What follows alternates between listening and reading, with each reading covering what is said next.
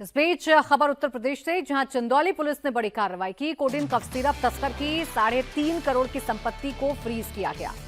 Police ने codeine cough syrup मामले में रविवार को एक बड़ी कार्रवाई की। मुगलसराय पुलिस और क्राइम ब्रांच की संयुक्त टीम ने मुगलसराय थाने में कोडीन कफ सिरप मामले में कार्रवाई करते हुए एक अभियुक्त के कुल 3.5 करोड़ रुपए की संपत्ति को अस्थायी रूप से फ्रीज कर दिया।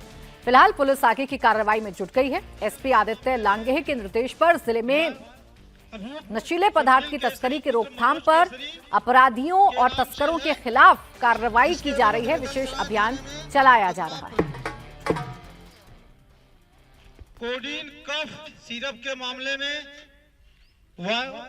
अभियुक्त स्वप्निल केसरी पुत्र मनोज केसरी के नाम से है, जिसके विरुद्ध मुगलसराय थाने में मुकदमा पंजीकृत है, जिसकी जमीन को धारा 68F1 NDPS एक्ट के तहत फ्रीज की जाती है। स्थित आराजी संख्या 914-915 जो कोडीन कफ सिरप के संबंध में पंजीकृत अभियोग से संबंधित अभियुक्त स्वप्निल केसरी पुत्र मनोज केसरी निवासी कृष्णा नगर थाना मुगलसराय, जिसके द्वारा मादक द्रव्य कारोबार से अर्जित अवैध अचल संपत्ति जिसकी कुल कीमत लगभग 3.5 करोड़ रुपए है को अस्थायी रूप से फ्रीज किया गया है तथा अग्रिम विधिक कार्रवाई की जा रही है।